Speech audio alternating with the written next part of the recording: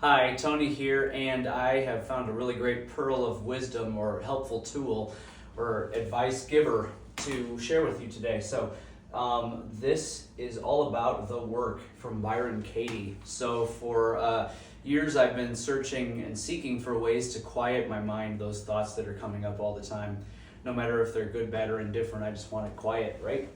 And so I've done a lot of things like meditation or yoga or other things like that, and that's great, and it's been nice to do those things, but my thoughts are still there. So I have found something finally in my life that helps me complete the thoughts one thought at a time. So it's really great, it gives respect to the thoughts. And that is the work by Byron Katie. And you can check it out at thework.com, and I encourage you to. Free worksheet that I've got above there.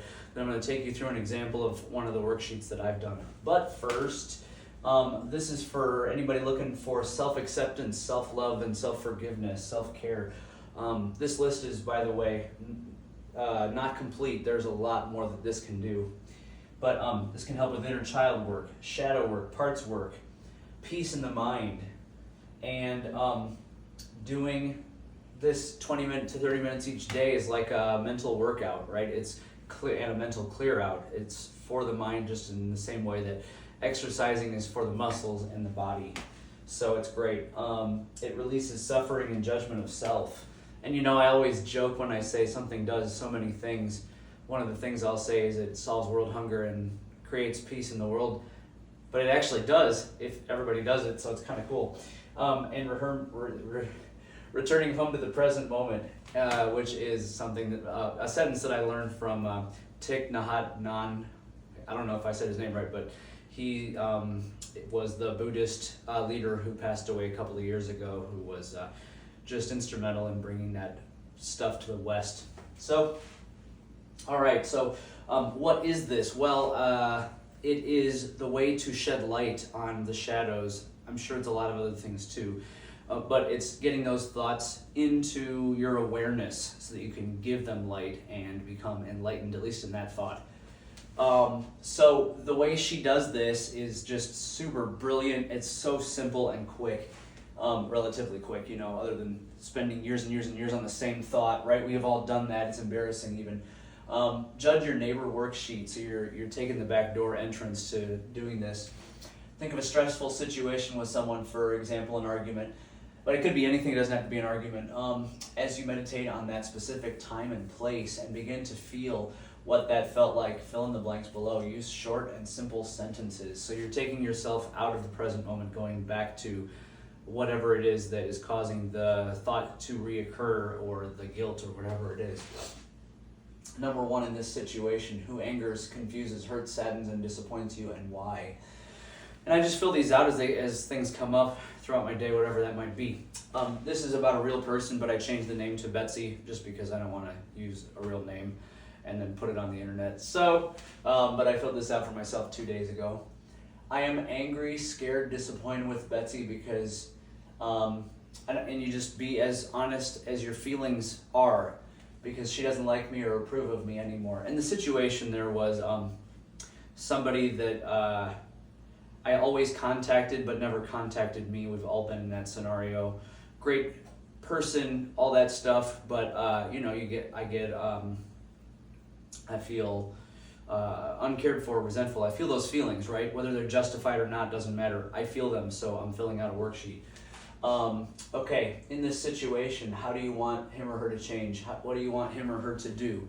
Well, I want Betsy to be a friend, to call and show interest in me on her own accord.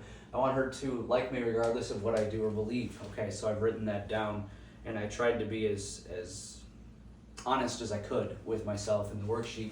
Number three, in this situation, what advice would I offer Betsy? He or she should or shouldn't. Betsy should call me on her own and not wait for me to call and not judge me on my beliefs. That's kind of similar, my answer to the previous one, but yours might be different just depending on the situation. Number four, needs. In order for me to be happy in this situation, what do I need her to say, feel, or do? In this situation, I need Betsy to feel love for me no matter what, to call often and to care. Okay, let's keep going. We got number 5 here. What do I think of him or her in this situation? Make a list. It's okay to be petty and judgmental, because that's what, that's your truth. That's what you feel. You may not be proud of it, but it is what you feel. So Betsy is mean, uncaring, self-centered, judgmental, and rigid. Number 6, what is it about the person in the situation that I don't ever want to experience again? I don't ever want to feel judged again, to be ignored, to be without her caring. Okay, great. All right, so it's important to get those down. You can take time and meditate on each one, think about it. You don't have to answer immediately. There's no time frame with it. Okay, so page 2, or the second part of this, if you're downloading it from the internet, it's all on one page, but I expanded it out for my own purposes. This second part, so the first part is about becoming aware of how you feel, getting it down, out of your head and onto paper, because you don't always know what you think or feel fully until you get it out. Page 2, or part 2. Now question each of your statements using the 4 questions of the work below. For the turnaround to statement 6, replace I don't ever want with I am willing to and I look forward to. And the 4 questions, and the statement I wrote there was just a thought of mine randomly, so I'm not going to go over that yet. The 4 questions: is it true? Yes or no for each statement, or for at least the top one in this case. All right, so is it true? Going back to the first thing I wrote, Betsy doesn't like me or approve of me anymore. Is it true? I can. That's how I felt, but I can sit here and look at that and go, there's no way I can prove that's true. But let's say if it was something more concrete that I'd written down, like say Betsy hit me, then I'd have to say yes. I mean, it is true that Betsy hit me. In this case, she didn't. I just perceived that she didn't approve of me anymore. So either way, if it's a no, then you can skip question 2, obviously. If it's a yes, then question 2 is just an invitation to look deeper into it. Can I absolutely know that it's true? Let's just pretend, like I said, that I had said yes, that I knew that for a fact. She doesn't like me or approve of me anymore, so I sit still, I think about that.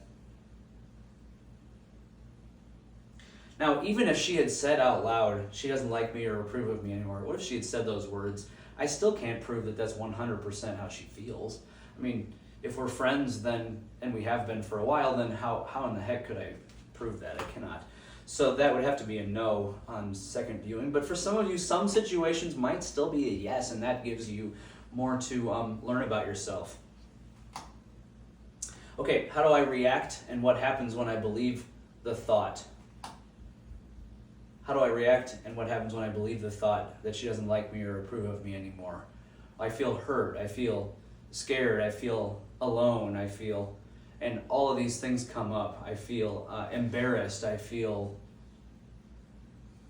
well, there's a list that you can download on the website that I just put on this form for my own purposes. But this is from Byron Katie also. I circled furious, resentful, critical, mean. These things are great because we can't always think of all these words. So get them out there so you can see which ones fit the situation. Empty, distrustful, unusual, or unsure, not unusual, uneasy, stressed, weak, nauseated, fidgety, craving, yeah, all right. I don't remember that anymore, but I must have at the time when I circled it. Uncaring, unresponsive, prejudiced, suffering, distant, dismayed, recoiling. You can see all these. So I felt all those things, or when I think about the thought, I feel those things. I can't say that I felt them at the time. Who or what would I be without that thought? So I sit there and I go, okay, well, what's that like if I don't have that thought? Well, I'm more free, but there's a list here we can go by. There it is: free, accepting, empathetic, okay, truthful, honest, reliable, hearty, inspired, enthusiastic, bold. I'm learning about how I feel about this situation because I haven't questioned it before. I've just let it sit there as a burr in my brain, but I haven't actually explored it. Why? Because I was ashamed of it. I didn't want to explore that thought. Who wants to explore the things they don't like or they're not comfortable with? That's why not just go watch a movie? I know I'd rather do that most of the time. Okay, so that's who I would be without the thought, and I just feel into that, what that life is like or that moment is like. All right, and then turn the thought around for each of the original 6 questions. And she has her own examples in the worksheet, as you can see. I'm just using mine because it helps me relay this information better. But she must have had a poll. So going back to the first question, I'm angry, scared, disappointed with Betsy because she doesn't like me anymore, approve of me anymore.